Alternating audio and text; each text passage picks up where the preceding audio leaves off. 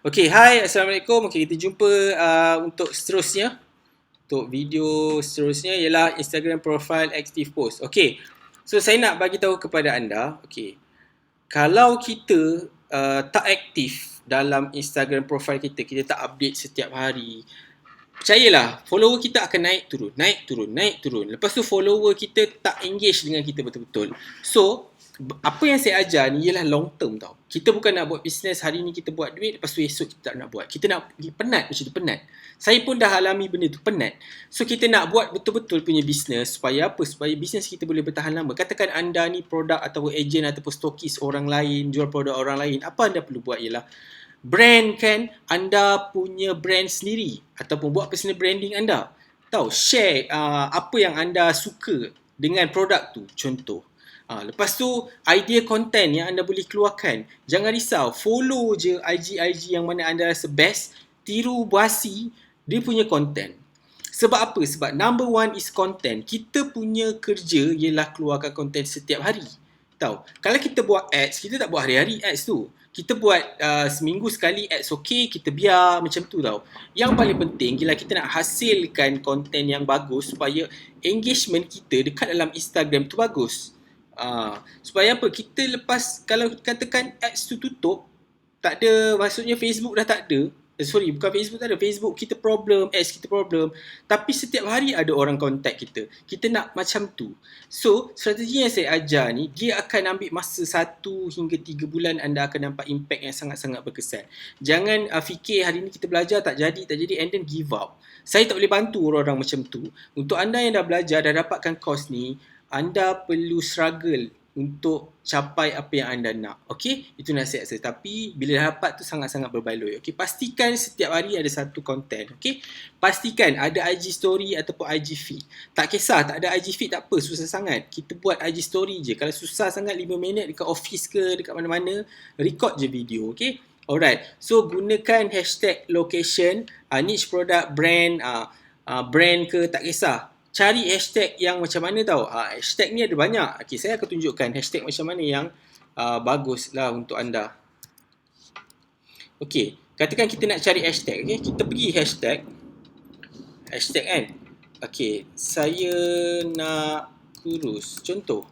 Nampak tak? Dekat sini dia ada tulis 900,000. Hashtag ni traffic dia sangat banyak. Kita boleh dapat traffic yang percuma kalau kita guna hashtag ni. Ambil lah macam tu. Katakan okay, saya nak kurus kan.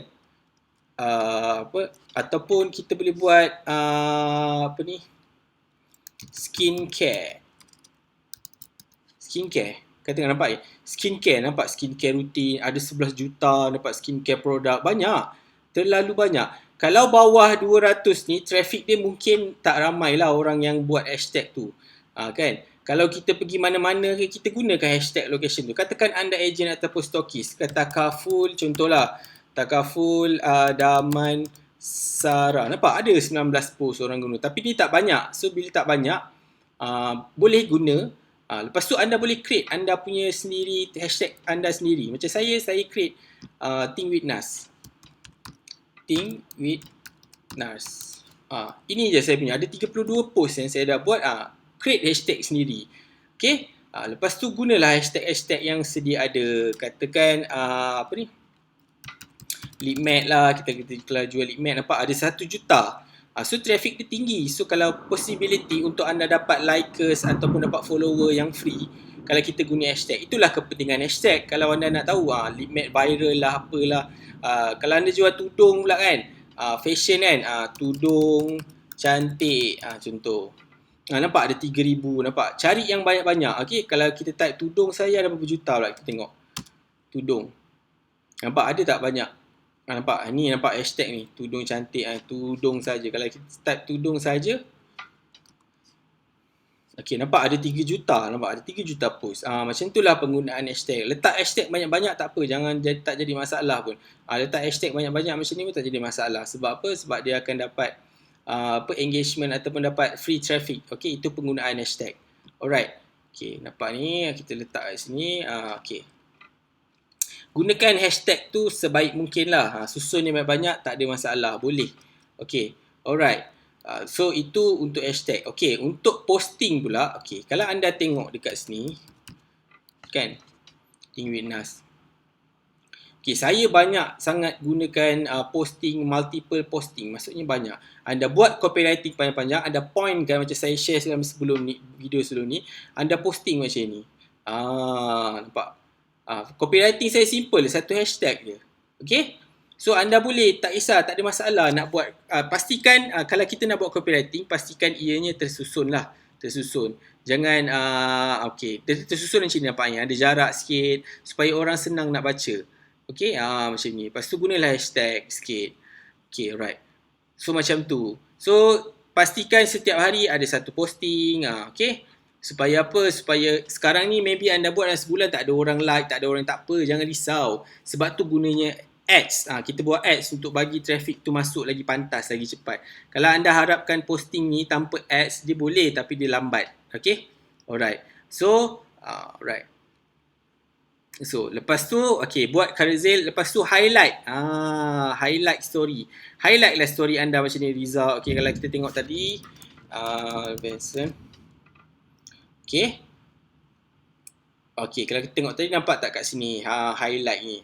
Agent, retail, toner, serum, sanitizer, apa semua. Okay, letak highlight ni. Ada produk review ke, ada result ataupun ada testimoni ke, letak dekat sini. Okay. Letak dekat sini. Setiap story yang anda buat, anda highlight kan. So, nanti bila story dah nak habis, anda highlight kat sini. Bila orang masuk dalam Instagram kita, dia akan tengok. Anda sendiri pun akan tengok tak highlight orang lain? Mesti akan tengok, betul tak?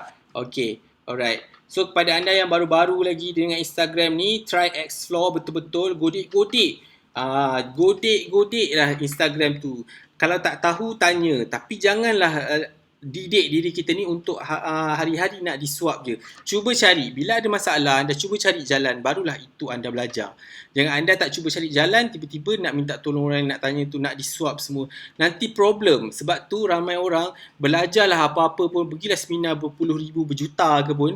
Tak boleh berjaya sebab apa? Sebab diorang tak nak usaha untuk solvekan masalah tu sendiri. Saya hanya boleh bagi jalan, tapi yang usaha itu anda sendiri. Okay?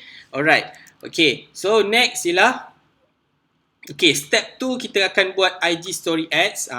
IG Story Ads ni nak bawa masuk traffic ataupun bakal pelanggan yang tak kenal anda. Kita buat iklan, kita bagi tabur je iklan tu dekat orang yang betul dengan menggunakan IG Story Ads untuk masuk, untuk biar dia masuk ke dalam Instagram profile anda. Supaya apa? Supaya kita dapat 3 benda tadi. Satu, kita dapat like, follower, engagement yang tinggi. Nombor 2, kita akan dapat apa?